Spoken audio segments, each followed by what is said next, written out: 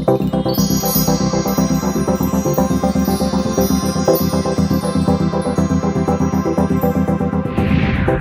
mundo tem uma dívida histórica com o coletivo de mulheres transexuais e travestis. E eu, quanto Miss e profissional de enfermagem, tenho a missão de levar acolhimento, orientação e todas as informações dentro do avanço pela luta do combate do HIV e AIDS. I have learned that we must be a hero for ourselves before becoming a hero for others. Self-care is vital, and we must practice and exercise this routine for our better life. If you are active in your sexual life, don't forget to use contraceptive, and you must always check your status. Moreover, daily exercises, good diets, and new learnings will promote a healthy mental and physical health. What I really enjoyed about today's workshop was the fact that all the participants we were able to discuss and share such an important topic as HIV/AIDS and mental health and self-care, because I do believe that we need to talk about these topics to abolish this stigma and move forward as community. And self-care and mental health is super important. It needs to be more upfront for us to have a better quality of living.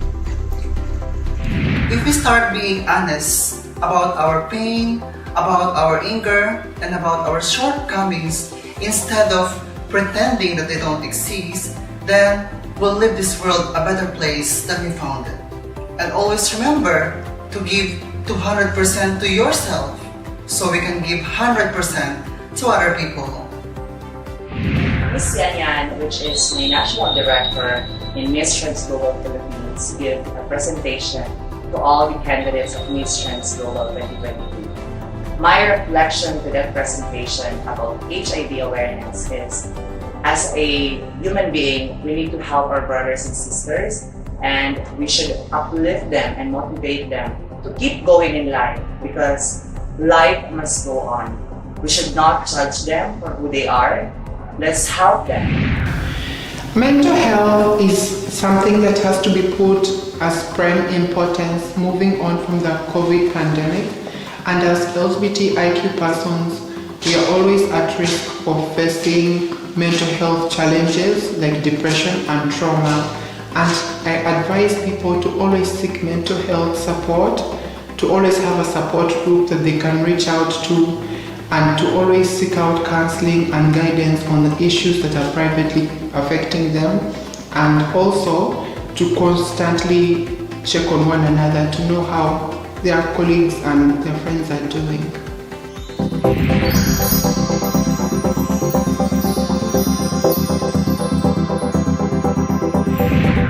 And she is a titan for trans inclusion, especially when it comes to HIV/AIDS and gender affirming care. And this is why we're having her on, because I need you ladies to listen to her, because she has an amazing wealth of information I believe that you girls will learn from.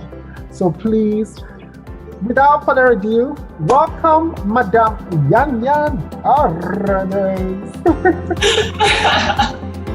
Thank you, Ms. Sahara. Hello, everyone. Mabuhay. Greetings all the way from here in the Philippines. It's nice to see everyone, beautiful ladies, beautiful queens all over the world. Yeah. So right now, my topic will discuss more on very briefly about gender affirming care for transgender people, and also especially focusing on transgender women, and also the HIV prevalence on HIV prevalence on trans women. So yeah. I'm Yan Aranya. I'm the program manager of Transcend by Love Yourself. So it's under Love Yourself Incorporated. We're a non-government organization, and Transcend by Love Yourself focuses on providing holistic care to the trans people here in the Philippines. So initially, we're actually the second in Southeast Asia to provide gender affirming care to the trans people, especially here in the Philippines. The first one is in Thailand, Bangkok, our partner IHRI and Tangerine Clinic.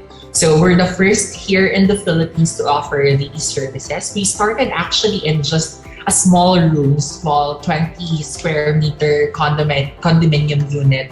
And then after that, we flourished already and have actually provided care to almost 10,000 individuals within Metro Manila. So before we started in just providing sexual health services such as HIV testing and counseling, then we have expanded to treatment, also sexually transmitted infection, pre-exposure prophylaxis, and post-exposure prophylaxis. And aside from that, our centers also provide gender transitioning, also gender-affirming hormone therapy consultation, hormone administration in our centers, and also referrals, especially for surgeries and other medical conditions and needs as well.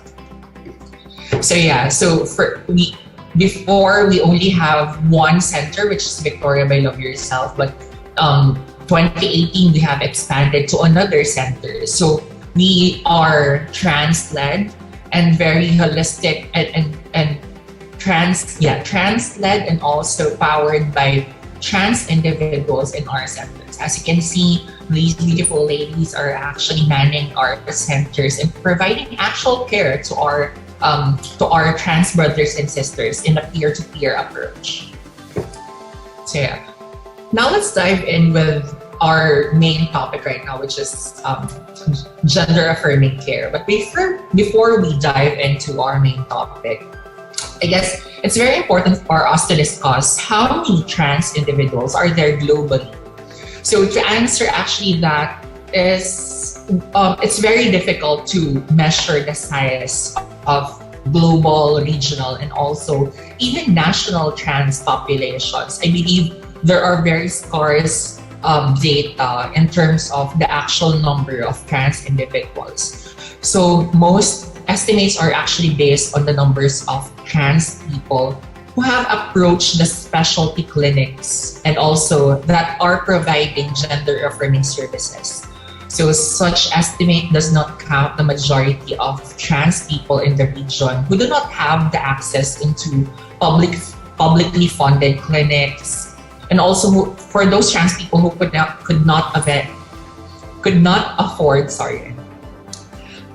afford private clinics as well, or to choose medically transition. So according to Dr. Winters last 2022 in his paper last 2022, he speculated that there are actually 0.3% of adult population in Asia and the Pacific who are actually trans. Using the 2010 UN population data, he calculated that there may be 9.0 to 9.5 million trans people in Southeast Asia. Right now, I don't have the global size estimation of trans individuals because of lack of research as well. Also, in a 2012 National Representation Survey, there are actually from 8,166 students in New Zealand. They found out that 1.2% that have reported of being trans and 2.5% reported not being sure of their gender. This is actually from the study conducted by Clark in 2015. So with that, in talking about gender-affirming care, we first need to realize that it's the government's responsibility to ensure that everyone in our community globally should be ensured with healthy lives and promoting well-being of all, regardless of age, race, and gender as well. So also in Sustainability Development Goal, the state should recognize that the right of every individual to enjoy the rights and also enjoy the highest attainable standards of physical and mental health. Also in ICESPR, health is also, it is stated there that health is a state of complete physical, mental, and social well-being and not merely an absence of a disease. Sorry. And before we dive in with gender-affirming care, it's very important that every one of you know already the universal health coverage. So under universal health coverage, all people should have the access to the health services that they needed when or where they needed with them without financial hardship. And also it should include essential health services, prevention, treatment, rehabilitation, and care. So all countries should adapt this one, and including it shouldn't have financial risks and should have financial risk protection, access to quality health care, and access to basically the AAAQ, accessibility, affordability, availability, and the quality of health care. That is for the general healthcare, general healthcare services for everyone. So, however, as we all know, universal healthcare isn't really that adopted widely globally. So currently, at least half of the people in the world do not receive health services that they need.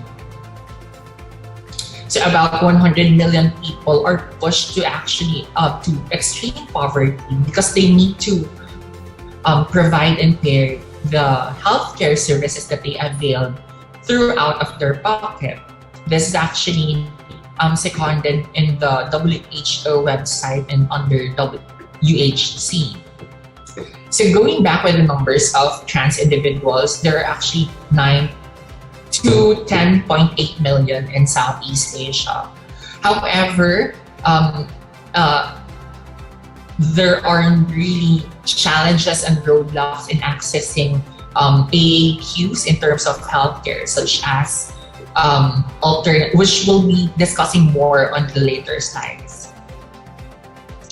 So focusing and relating UHC to the trans healthcare, it's very important that the state should take necessary administrative, legislative, and other measures in order for us trans individuals to actually enjoy what other genders are actually enjoying as well under UHC, without discrimination on the basis of SOGSE.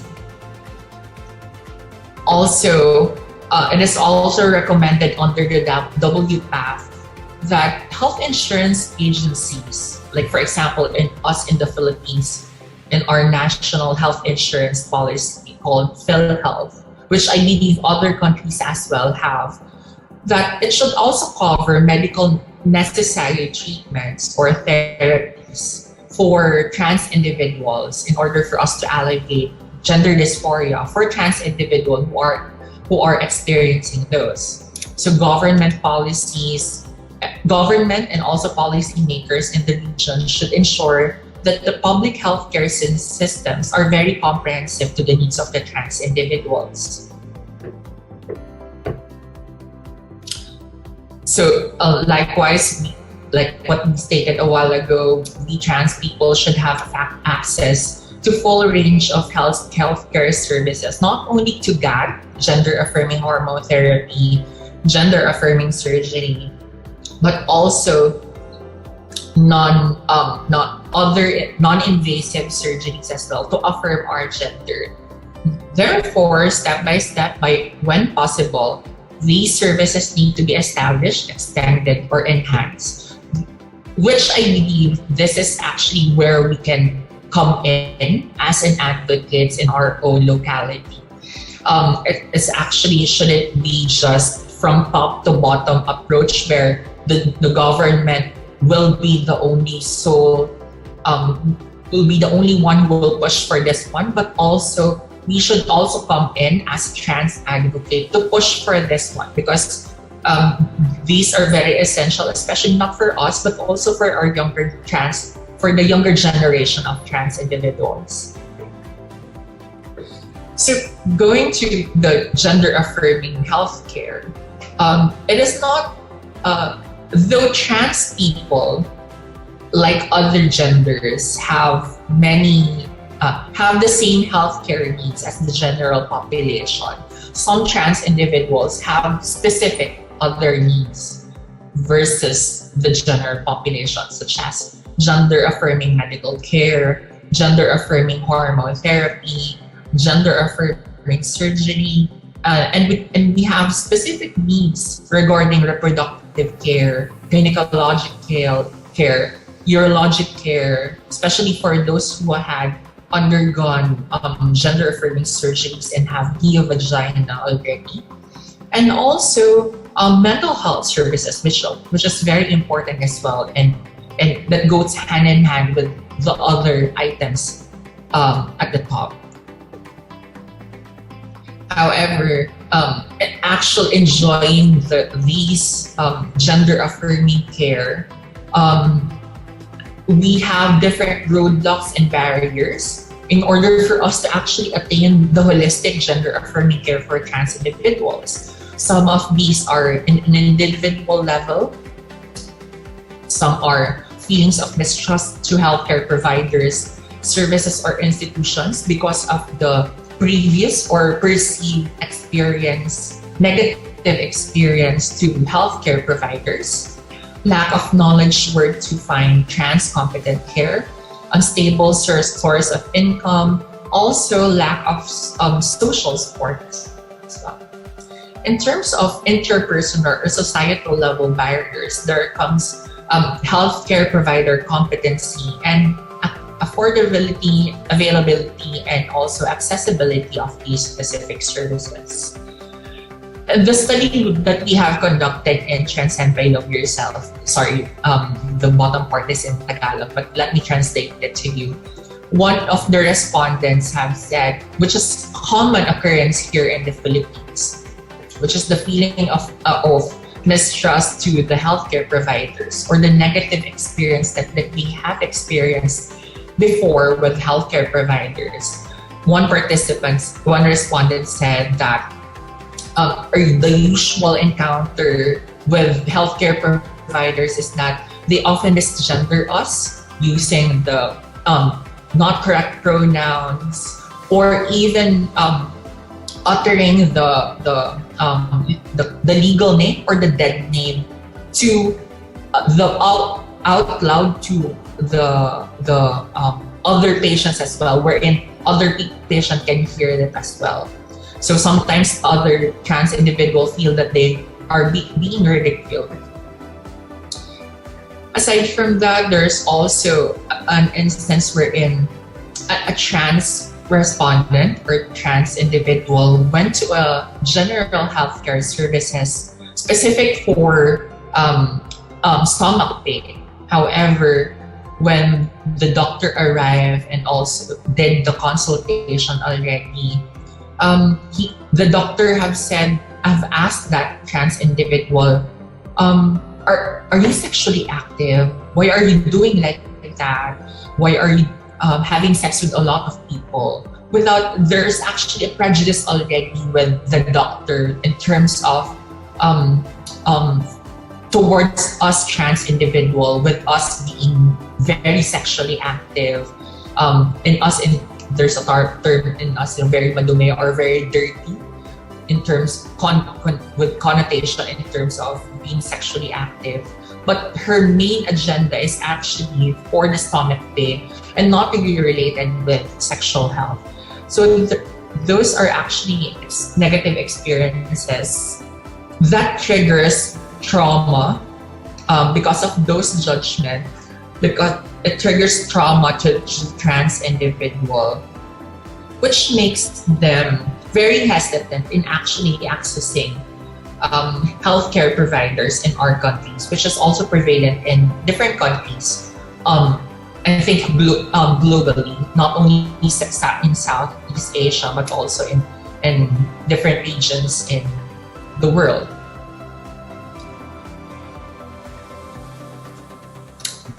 It causes trauma, it causes anxiety because of the trauma they have experienced before.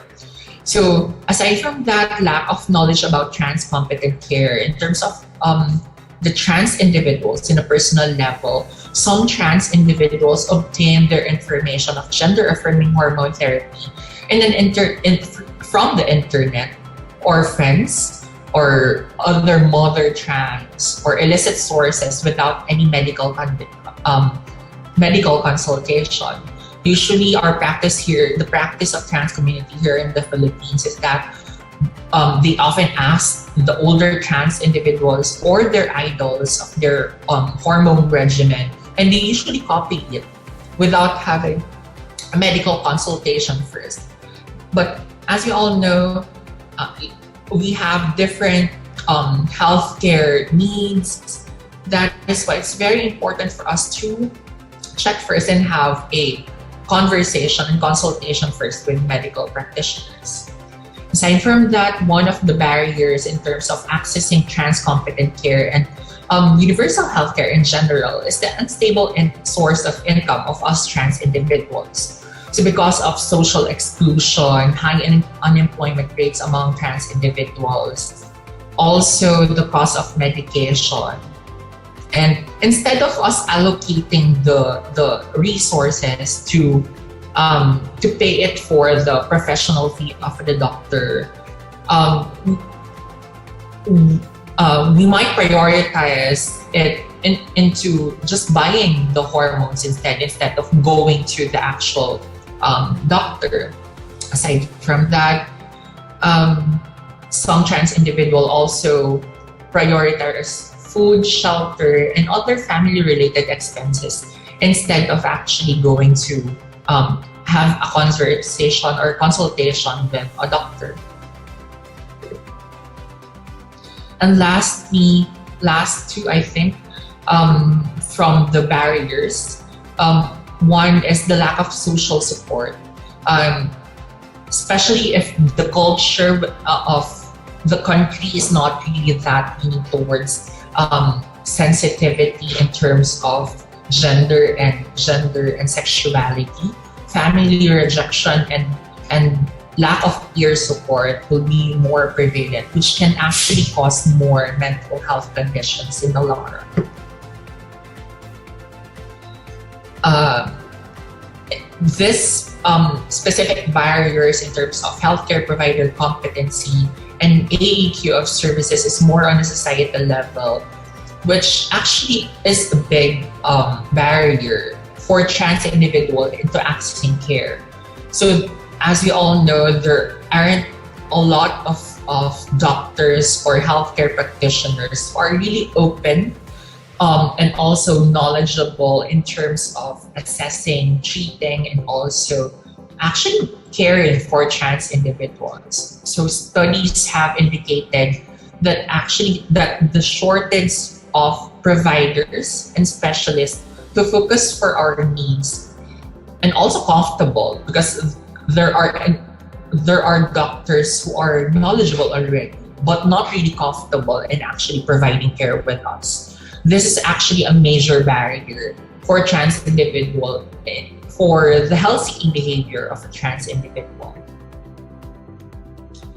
Next is also, like we mentioned a while ago, some providers have expressed negative attitudes and transphobic slurs, transphobic behaviors towards the community, which makes it more harder for us to access those services with this forms of discrimination in healthcare system, which is very ironic because, as we all know, we thought even before healthcare providers should be the first one to understand us because it was somehow further researched before already. But sometimes discrimination and stigma comes from the healthcare setting first compared to other avenues of the society.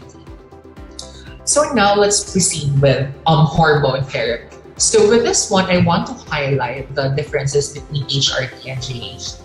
Right now, trans advocates are more leaning to use JHT or gender affirming hormone therapy instead of using HRT in order for us to have that differentiation between the cisgender and also with us trans people. Because HRT or hormone replacement therapy is more applicable to the cisgender community, especially for those cisgender people who are on their andropausal or menopausal stage. Right now, it's more affirming to use gender affirming hormone therapy because we're using hormone therapy to affirm our gender. So with this one, I want to further stress that hormone therapy, well, by definition, is the administration of exogenous endocrine agents to induce feminizing and masculinizing changes in our body. So hormone therapy should be an individualized type of therapy because every individual has different needs, and also every individual have different changes in terms of medication. With this one, as you can see, it depends on the risk and benefit ratio of an individual, of the medication to an individual, presence of other medical conditions, and also we need to consider as well the social and economic issues and capacity of a trans individual. So a healthcare practitioner should assess and also take in consideration these factors in order for us to craft a very comprehensive hormone regimen. So it's not really important that it's imperative for us to assess this one because it's not with everyone, with each individual.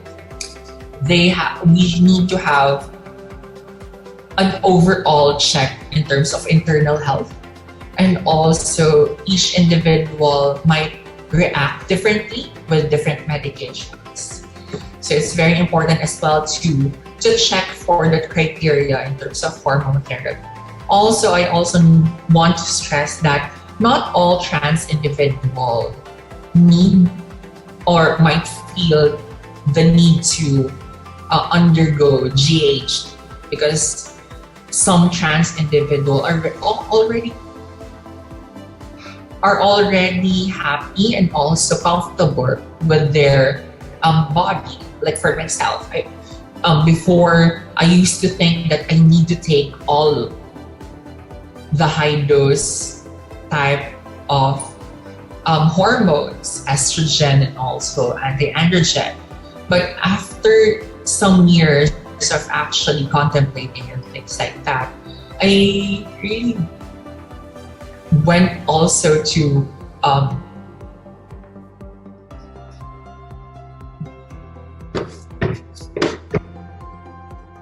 sorry, I think I'm breaking up. Can you still hear me? Yes, we can hear you loud and clear. Very clear. Visual, audio, perfect.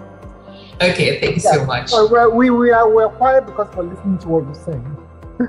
Okay. Sorry.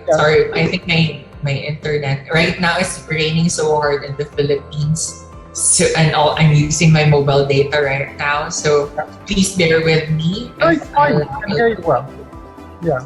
Okay. So let me go past through very briefly with this hormone level range and also regimen that was presented according to the WPATH guideline, which I believe would be very beneficial for us trans advocates and actually pushing for more safer transitioning in our locality. So as you can see here, under the WPATH guideline for transgender women, estradiol or the estrogen levels in our body should be higher compared to the testosterone, which should be less than 50 nanogram per deciliter. And then in terms of hormone regimen, as you can see under the USCSF guidelines, there are 3 different categories: initial, low, and maximum level. So we need to be mindful of the dosage that we are actually taking in terms of the oral transdermal and also the injectable ones, progesterone and also anti-androgen. There are some medications that are not under the endocrine society, especially the Provera or the micronized progesterone is not recommended. Also in UCSF, cyproterone acetate is not really that recommended under the UCSF. For transgender men, as you can see, compared to the transgender women, testosterone should be higher compared to the estradiol. And here's the hormone regimen for transgender men. Anyway, I'll give the presentation to you later on so that you can have a copy.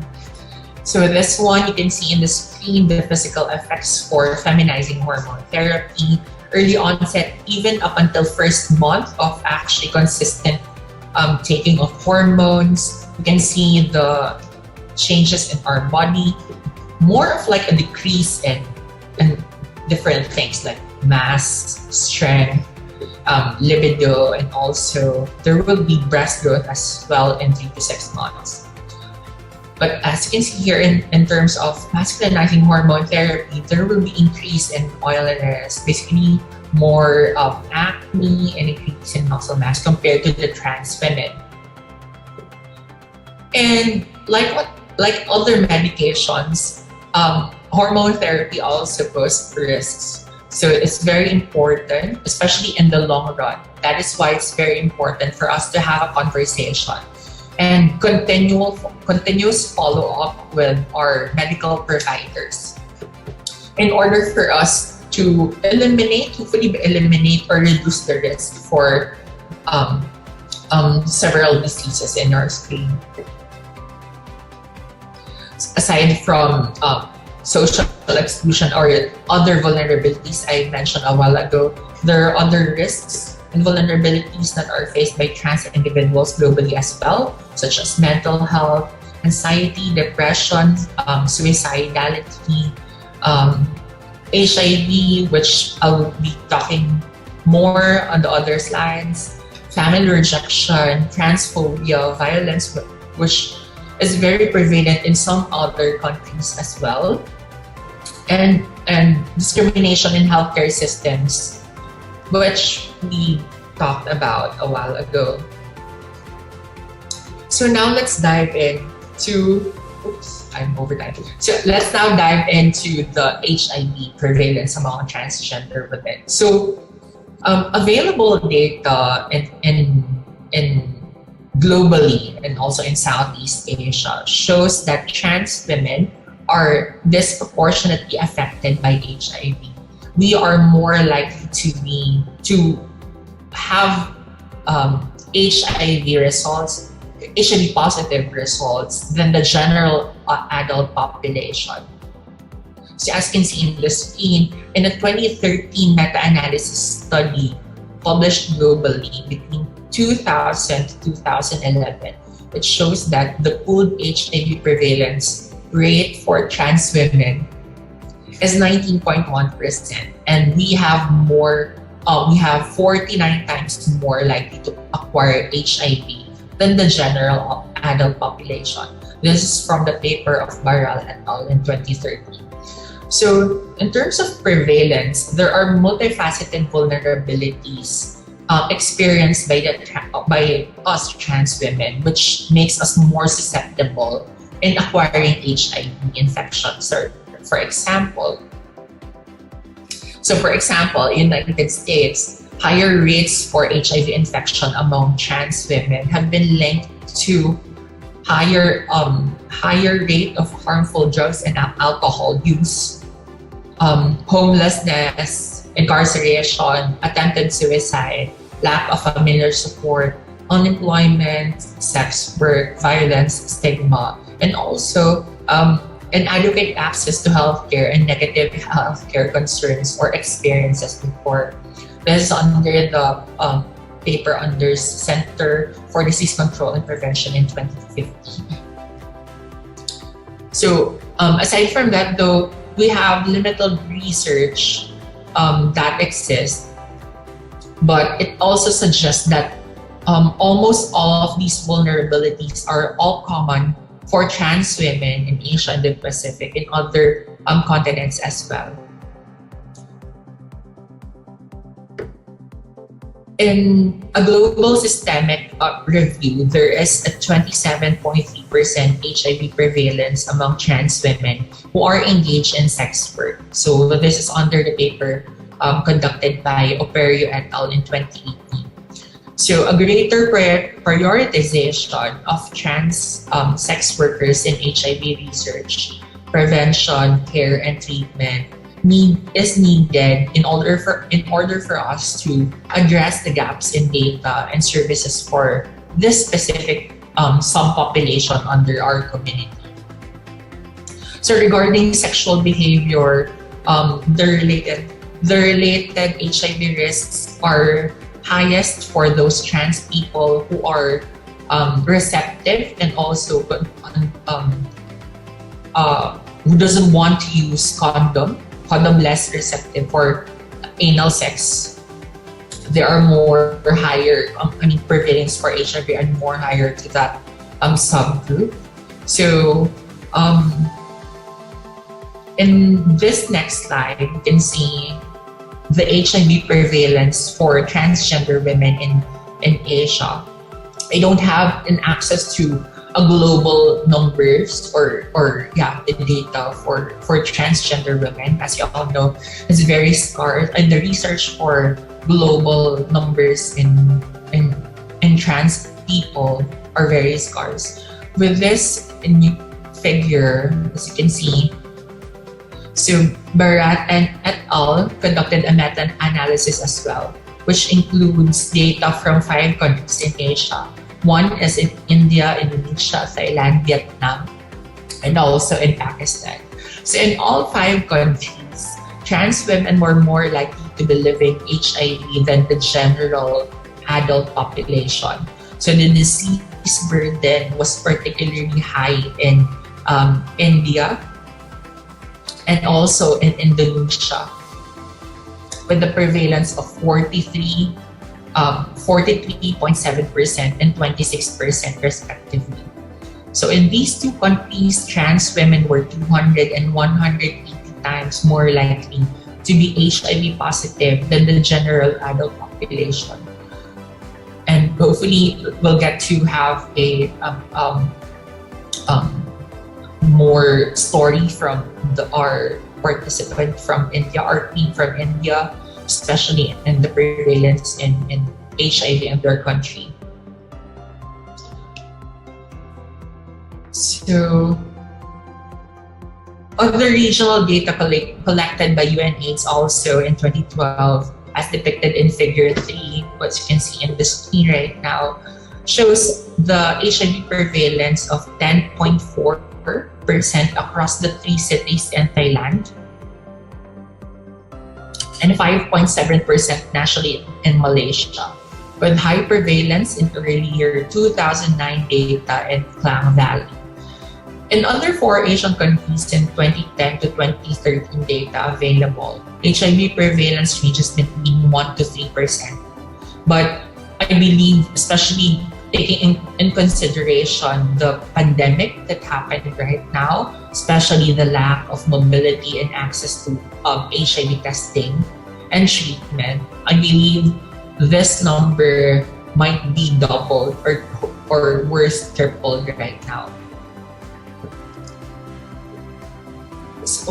So actually, that is actually the end of my presentation. If you want to know more or read more about these data, you can visit the Standards of Care, WPATH, Policy Brief, and APPN data as well. So I guess if you know more about our organization, you may visit Transcend by Love Yourself on different social media platforms. We have Facebook, Instagram, Twitter. You can visit our website for more learning materials, Love Yourself, www.loveyourself.ph. So thank you so much for listening, and let me now hand over the floor to Ms. Sahara for some questions or for the other topic as well. Thank you so much, James. Thank you so much. Thank you. That was so good. That was really, really good. Oh my God, girl, you have this so natural. So for the media proficiency section, I'm just going to quickly just go through that now so you ladies can hear about this. It's very important. I have a master's degree in digital media. So my first degree is in mass communication. And I am very well knowledge and vast when it comes to the way media uses trans stories to manipulate people to hate us and control us. And it's very important that as you as queens and national queens, when you are involved in telling a story, or for example, giving your story to the media to tell your story, there are a few things you need to do first. First, research the media organization. Try to find out who owns the media organization. Because if you don't know who owns the media organization, you don't know how they're going to put your story out there. Because I've been through so many experiences like that where the organization, I thought they were nice, but they are not nice. They were anti-trans. When you tell them a story, there's a way they twist the story against you. So this is very important, okay? Always do your research before you tell your story. Anybody that contacts you, oh, we're doing a documentary or we want to tell your story, always make sure you do your research first, okay?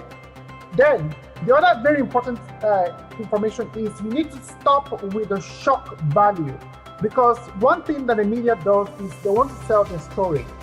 And they always do a thing called sensationalization, which means like they pick a story and maybe they pick the story because they want to make it as crazy as possible. They do things like they put a before and after pictures of what you look like. From you were living as a so-called a man, and then all of a sudden you become a woman. Or you're a man that has been married to women and had children, and then like they do with Caitlyn Jenner a lot. When they put a picture of you there, that you are now a woman. They love that. So it's very important that before you go forward, do not give your male pictures to the media. If you do that, we can't share the story, because in Miss Trans Global, this is very important. We don't joke with that. Don't share your male pictures with, especially a mature male picture. A baby picture of yourself is fine, but don't show them pictures of what you look like before. Whenever they ask you, what do you look like before? Tell them, it's not important. Who I am now is more important. Okay, if you want to see a picture of me when I started my journey into womanhood, you can send them a picture of your earliest progress, but don't post pictures of what you used to look like, a man with a beard, and all of a sudden, oh, you're now a woman. By doing so, you blur the line when it comes to your gender identity as a woman, because people often assume that, oh, being a woman is you are a man before, and then all of a sudden you become a woman, and like a switch, which is not. It takes a long time, it takes a lot of pain, it takes a lot of money, it takes a lot for us to be who we are. And so the media try to bring us down by making it sound like we are, there's something mentally wrong with us, and all of a sudden we switched. So that is one thing I wanted to talk to you ladies about. And it's also very important that you reach out to journalists who are in our community. For example, in the LGBTIQ community, reach out to newspaper organizations that are inclusive of trans people, reach out to community organizations so that you can get involved when it comes to your advocacy. You can't do this on your own. It takes a village to make a queen. And what makes you a queen is how you reach out to the public, and how you reach out to people, and how you affirm yourself. And this is why what Yan was talking about is very important when it comes to your gender affirming care, to your sexual health needs is very important, because a healthy mind is a prosperous mind. And a healthy mind can inspire other people. If you are healthy and you have taken care of yourself very well, medically, then you can also help other people. So it's important for you to know all this subject when it comes to sexual health, know about the media proficiency, know about your self-care, mental health, before you move forward. Because if you go and, if you're not really very well versed, then you can't inspire other people. What is Miss Trans Global? Miss Trans Global is inspiring and empowering trans women. How do you inspire and empower trans women if you're not doing public service of helping other people, by educating other people on all things when it comes to trans people? It's not about, I see a lot of trans people, when you ask them what's their advocacy, they say, oh, my advocacy is helping the, like older people, not even in the LGBT, they go like in society in general, helping children, orphanage. I'm sorry, but our people need help. Trans people need help. So you need to think about trans people too. You need to put trans people in there. If you're going to do that, yes, fine. But also put trans people in your advocacy. It's very important. So when you go out there reaching out to the media, make sure you're vast enough, educated enough on trans issues. Trans people are not gay. Gay is a sexuality. Trans is gender identity. So don't call yourself gay unless you like other women. Because a trans woman who likes other women is gay. Okay? But a trans woman who likes other men is straight. Because you're a woman, it doesn't matter if you've had surgery or you've not had surgery. So when you identify as a woman, you are straight for dating a straight man. Okay? The man who dates you is straight, he's not gay. So you have to remove that mentality out of your head, especially when you are talking to the media. Don't call yourself gay, and don't you need to educate yourself about what trans people are facing. Violence, murder, like what Lilian was talking about earlier, things that we face, violence, murders, healthcare issues, especially healthcare issues, is not often talked about. We don't talk about that enough. So in Miss Trans Global, we're trying to bring that into the foray. From this year, moving forward, we want to focus on the healthcare issues. When we start the physical event in the UK, we are heavily focusing on the sexual health clinic we are working with in the UK here, because sexual health of a trans woman is very important. At the end of the day, most trans people still have sex. Well, I don't have sex. I hate men. I'm a celibate. But most trans people have sex. So we need to make it clear, like we need to help people to understand our situation, and also trans people help other trans people who are going through what we are going through as well. All right, so I'm going to stop now because I don't want to talk too much. I want to keep it very brief so I don't bore you all. So as you all know, I have already given you a bit of an explanation on what to say and what not to say. If you need any more information or help, you can reach out to me or reach out to Yanyan, or you can reach out to me and I'll direct you to the relevant situation. And also don't forget to follow Transcend by Love Yourself on Facebook page and on Instagram as well, so that you can learn more about the amazing work that they're doing. That is very, very important that we highlight the amazing work that they're doing. Okay, so let me leave the floor open for you ladies. If you have any questions, please click the hand emoji on there or raise your hand up, and Yayan and I can start answering your questions. You can unmute yourself if you have a question, or if you have a question, just raise your hand up. Okay, go on, India. Okay. Namaste, Mr. Hara. So as you said that, we don't have to give pictures to the media, but often, media ask for it. They say, we want to have a picture. So what I have done is I've given them my teenager picture rather than, what I actually look like a man before transitioning. So is that okay, if you're giving a picture of a teenager or a child or something like that? It's best not to give them nothing. When they ask you, can I see a picture of what you look like before, don't give it to them. You can give a picture of them to your for your earliest transition. For example, I can give them a picture of myself when I first started. For example, the first period I started, I may not look that great, but at least I'm presenting as a woman. I can give that picture. But don't give them a man's picture that looks like a man with beard and everything, because they do that because they want to sensationalize the media. That's the way they sell the story. I did a film in 2011. They sensationalized my story, which I explained to them that I'm not a lady boy. I don't want to be in a show called The Lady Boys. I'm a trans woman, and they refused to listen. And they said, oh, the reason why they called gay made me, before I signed the contract, they told me that that is not going to be the name they're using. And when I signed the contract, they made sure that when they posted the video, or when it went global, because it was shown in France, UK, Australia, and many parts of the world, and when it went out, we saw that they were using the Ladyboy. The show was called The Ladyboy, and I was like, I'm sorry, I'm not a ladyboy.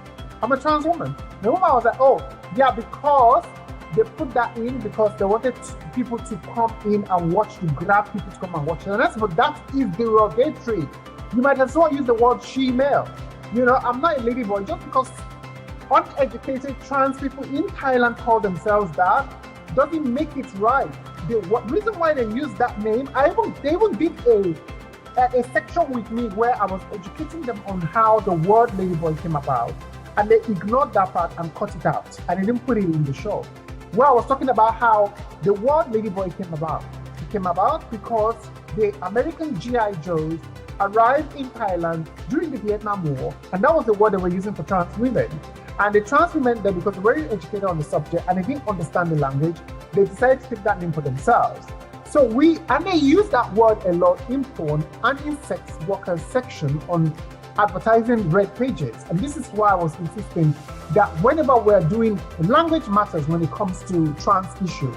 The way people speak to you, the way people address you, your gender identity is very important. And your image is very important. What they put out there about you is in unison with the person that you are right now.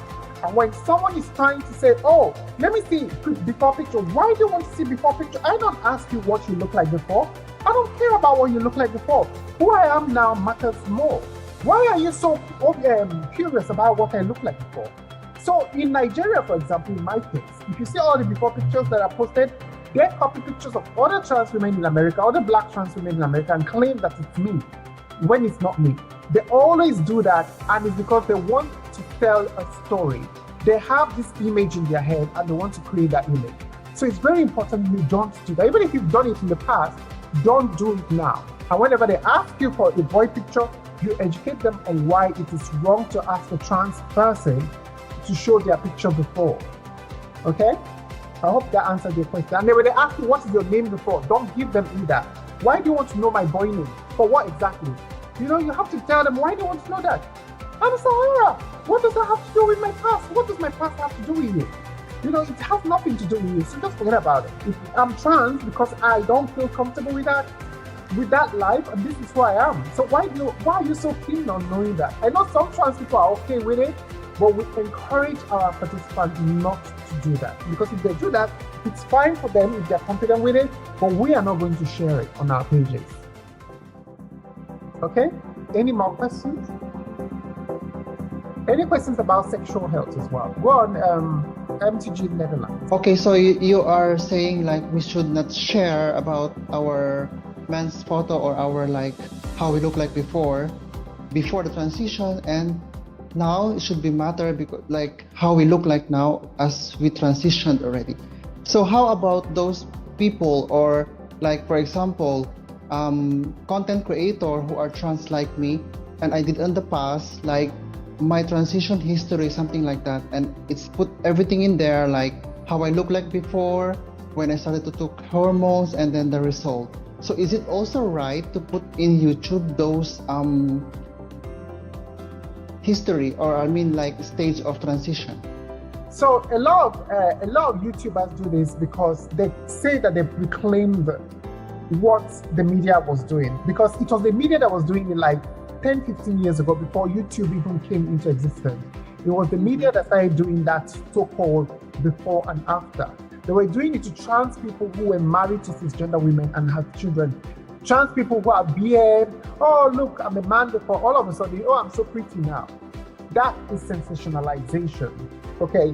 It doesn't look good on trans people, because especially if you're trying to tell people that you're a woman, when you blur that line between your definition of who you are and you go out there, people would never take you seriously. When you're going there, standing there and saying, oh, I'm a woman, people will say, oh, you're always a man, you'll always be a man. That image of you that I have as a man will never be complete. Even me, as a trans woman who don't share male pictures of myself, when I tell someone I meet newly and I tell them that I'm a trans woman, instantly they start using the he, him pronoun for me, because it is their cerebral cortex, as in the human brain is so fixated on classification and categorizing people into certain sections, that when you see someone that tells you, oh, I'm a trans woman, instantly, out of your prejudice, you just revert back into using the wrong pronoun. people do that and then they start apologizing. And I totally understand when that happens. And I say, it's okay, it's fine. Don't apologize, it's fine. But because they apologize, they'll remember next time not to make that same mistake. It's when they continue using the same pronoun, then I get really upset. When someone like me is preaching that people should stop posting male pictures of themselves because it blurs the line, and then you as me, and then I go out there and start posting pictures of myself as a boy just because I want to get more likes on social media and get more, that is clouting, that's clout chasing. You're chasing clout because you just want to get more views and get more compliments from people. Oh my God, you look amazing. Oh my God. You can do it on your own private time if you want to see what you look like before and after. For example, when I'm having one of my mental health states, I can look back at my older pictures and I'm like, oh, I actually look perfect then. I didn't have to have this surgery that I had this surgery I had done. I didn't have to do that. Oh, look at me. I look amazing. I was skinny. And I used to say I was fat then, but I wasn't actually fat. And I look good then. And I actually don't look that bad. We all do that. Human beings, we all do that all the time.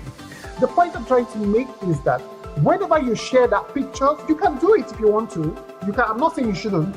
You can do it, but our advice is not to do it when you're wearing Miss Trans Global Sash, because we need to share the content that you're making. Okay, when you're doing that, we will not be able to share it on Miss Trans Global page. For example, Queen Mela does it. She does it too, but we don't share it on our social networking site because we don't feel it's necessary to show people what you look like before, because who you are right now is what we are more interested in. We are not interested in your past. Yes, we are interested in what you've done in the past in the sense that helping your community, but what you look like before does not make you who you are. Who you are is only taking references from the past, but it doesn't make you who you are now. And it's sad to see social media content creators do that a lot. They do it because they want likes, they want people to comment, they want to get more. There's an algorithm that we use in digital media, which is called is called reactions. And that's the same thing that media uses all the time to make money from people whenever they write stories about trans people. In order to sensationalize our stories. People like, I always say to black people, if you're in the UK here, don't read Daily Mail, don't read the Sun newspaper, don't go on their website, because every story that are written about Meghan Markle or transgender people or a black person committing crime is they do it to rile the public, to make them angry, so that the public can react.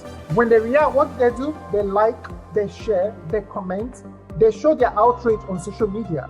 When you're doing that, that website is making a lot of money. Same with social media. Why do you think all these influencers, all these big trans stars who have like big social media following, hundreds of thousands to millions, why do you think they post all those sensationalized stories of themselves? They do it because they know that people will react and people will comment. The more people comment, the more people react, the more they make money on social media. And we always advise all of you not to do that because you don't really particularly need it. Make your life purposeful, influence people positively. Just because of the way you looked before and you look so perfect now, doesn't mean that the whole you wear there is not valid. Because you're also a woman then too. So just because your brain, just because you're in a society that tells you that you're not woman enough, but your brain remains the same. Who I am as a child in Nigeria still remains the same. I'm still the same person. My innate sense of self is still Sahara, is still the same person I was when I was in Nigeria. That hasn't changed. Just because I had a boobs done, I had a vagina done, I had my body inflated, does not make me less of the person that I used to be. I'm still a woman. My brain says I'm a woman, and that's the reason why I present as a woman. So we need to marry that confidence within ourselves and never believe that, I need to conform to society and what society is telling me to do. So please don't do it. That's what I'm saying. I'm not saying you shouldn't do it. I'm just giving you advice. You have the option. If you want to do it, you can go ahead, but we won't be able to share it. So please don't put that in your videos. Don't put that in your about my country. Don't put that in your Queen speech.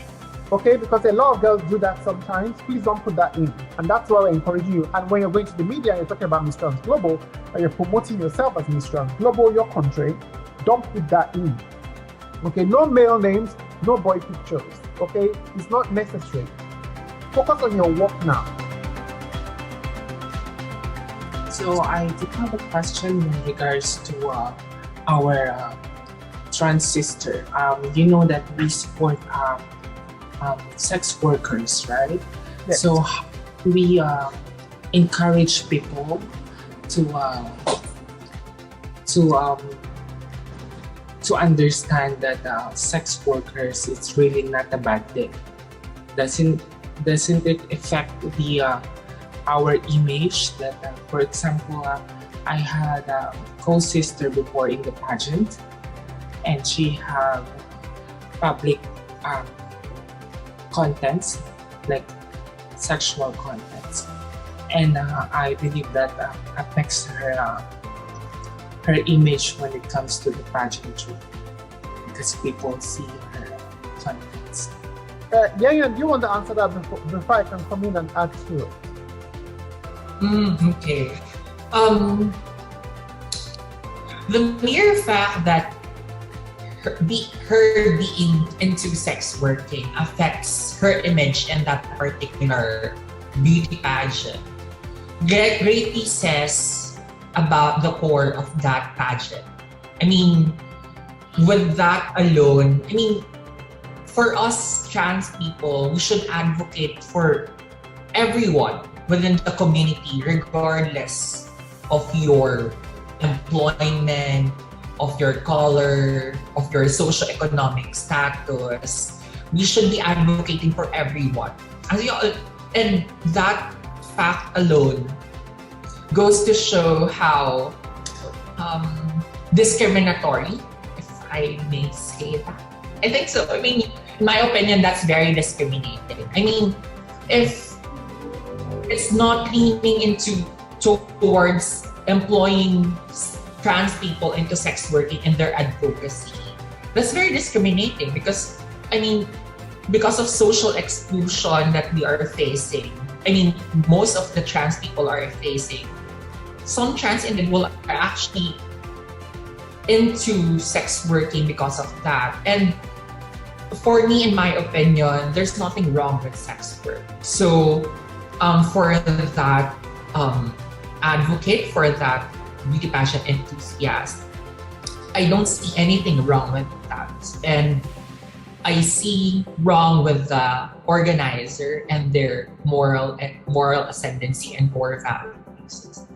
I couldn't agree more because a lot of people in the pageant industry, especially trans pageantry, always look down on sex workers. I was one of them. When we first started Queen of Nations, I also looked down on sex workers. I used to say to them, "Oh, when you're joining Miss Queen of Nations, you don't need to do sex work. And when you win, you cannot do sex work for 1 year." And we used to discourage the girls from doing sex work. And because they were sex workers, we used to look down on them in those days. And it's because we're very badly educated on the subject. It took my experience with men in the UK at the time for me to learn that men never even treat us like equals. They don't treat us like cisgender women. They are ashamed to be seen with us in public. They won't even want to marry us. Yes, some do, but majority don't want to be seen with us in public.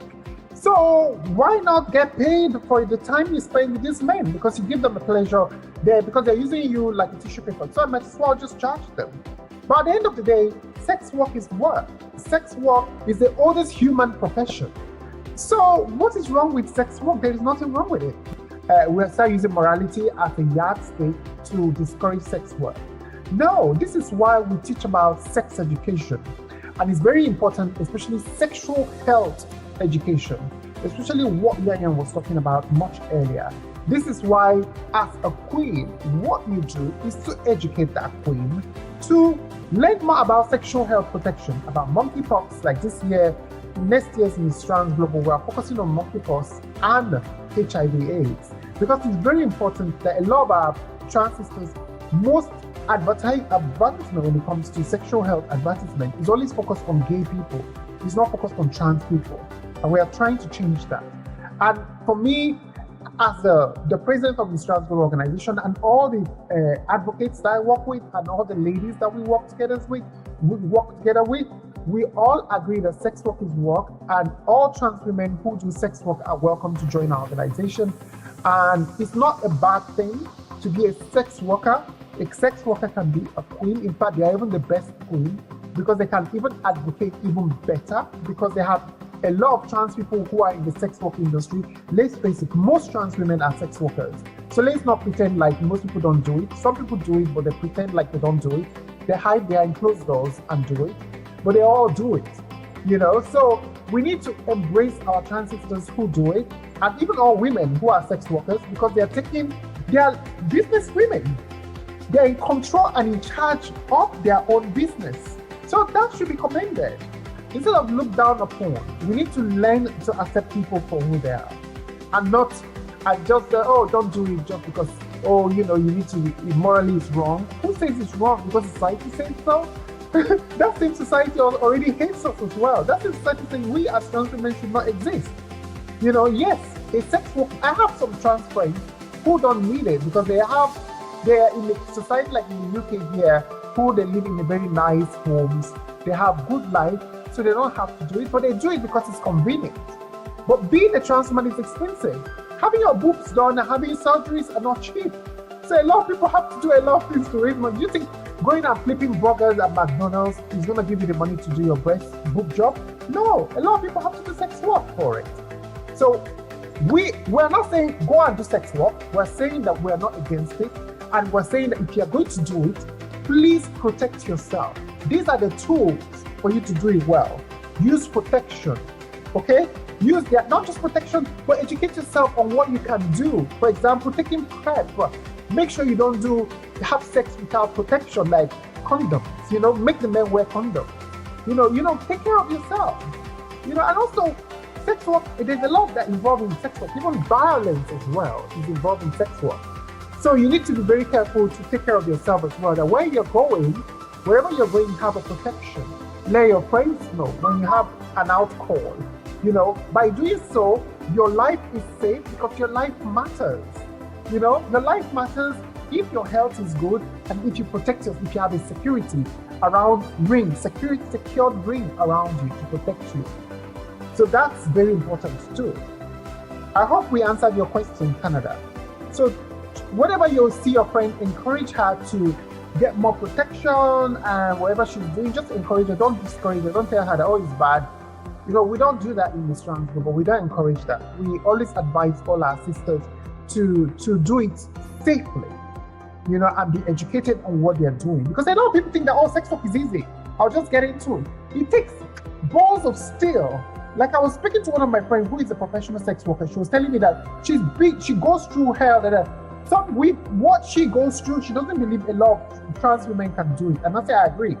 Not a lot of women can do it. Because from cancellation to how the men are rude, to the men coming there thinking that it's the girl who doesn't have her papers, they think she's a foreigner because she's black, and then they will start attacking her, you know, and all sorts of things. She goes through hell.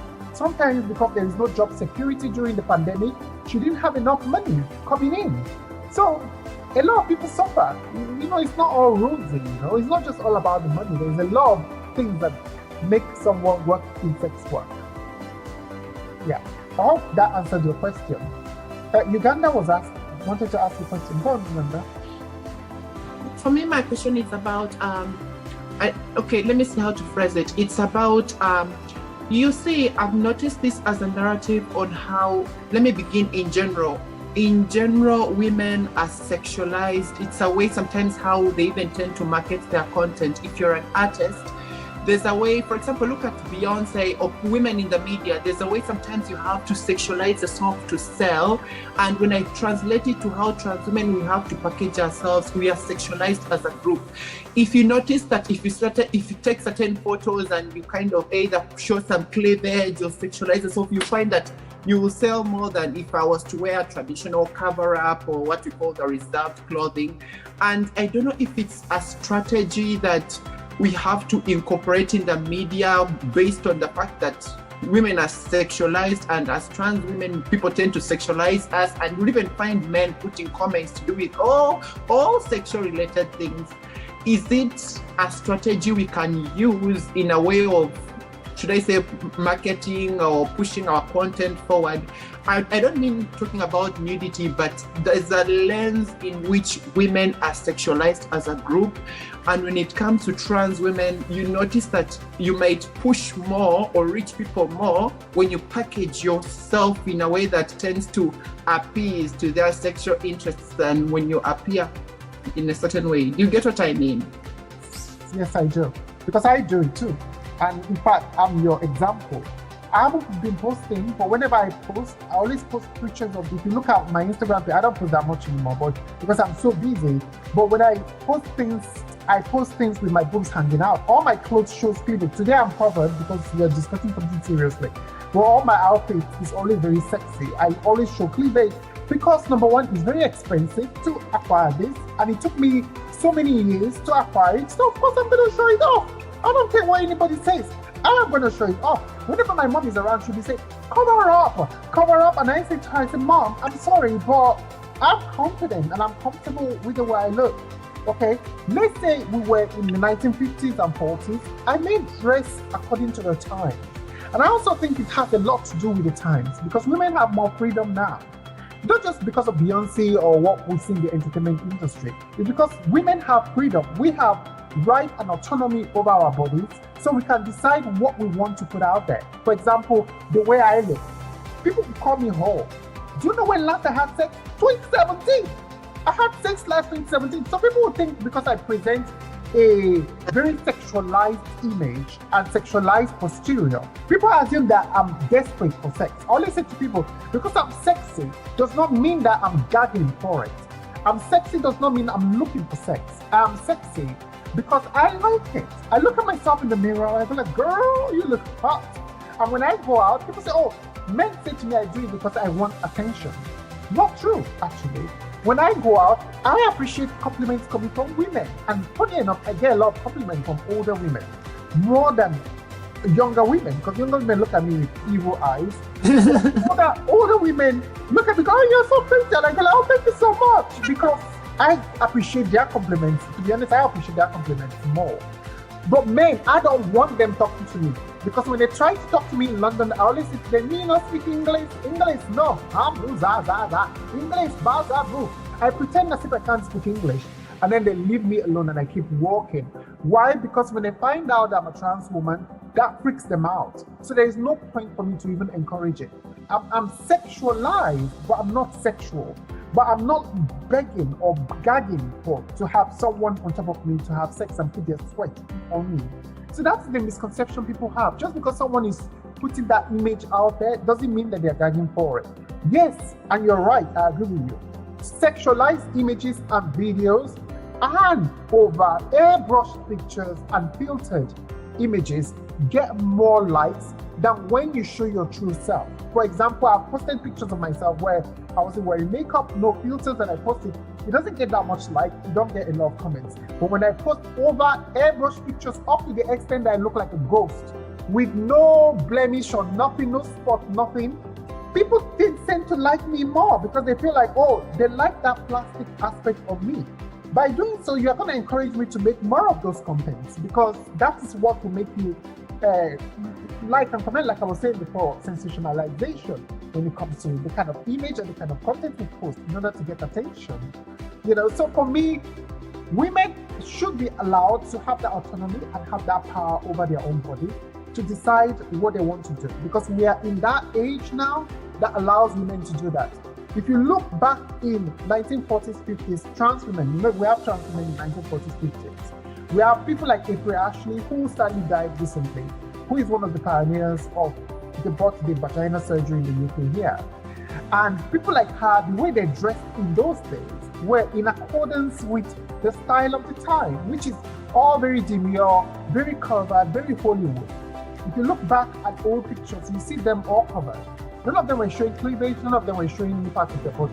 But in this day and age, you gotta look at the young girls. My mom was telling me that if I come to, because I haven't been to Nigeria since I left, it's nearly 20 years I haven't been back. She told me that if I come to Nigeria, that all the girls dress like me. Because the way I dress was, she always complained about the way I dress. And she said if I come to Nigeria, I will blend in because all the girls are with their boobs and their ass hanging out. No one cares. So for that reason, that if I come in, I will blend in quietly without telling people that I'm a trans woman. But I said to her, that's not going to happen because I want to make trouble when I can come back. So the point I'm trying to make is women have that freedom for them to be themselves now. We shouldn't judge women based on how they portray themselves. You do you, okay? Don't be influenced by it. Try to be yourself. What is your style? Try to find a sense of style that looks good on you. And if you're happy with what you do, for example, what you wear, how you do your hair, how you wear your makeup, whatever you do, and you feel comfortable with yourself, do you. Don't compromise for anyone. Don't change yourself for anyone. And don't copy other people. Don't do what other people are doing if you don't feel comfortable with it. If you feel comfortable with it, go ahead with it. You're not killing anyone. You're just dressing yourself up. It's just a costume. At the end of the day, it's drag, right? We're all drag queens because we're all dressing up. When we wake up in the morning, we were born naked. When we put the clothes on, we're putting on the drag. It's all an act for us to step out of the house. So don't take it too seriously. That's what I would say. What do you say? What do you think, Yanyan? I couldn't agree more. I mean, sexualized content is very rampant. But I think, in my opinion, it's very important to dress, to express for yourself, not to other people, with other people. Taking consideration your, regardless, if you're comfortable with it, if you're happy with it, if you're empowered with it, don't worry with what other people might think of it. So, if it would exude your confidence, also if you don't consider what other people will tell about it. So, you do you. I agree with that. That's the best way to put it. You do you. Yeah. Thank you so much for coming. Thank you so much for educating us about sexual health today. Really appreciate it so much. Thank you. Thank you.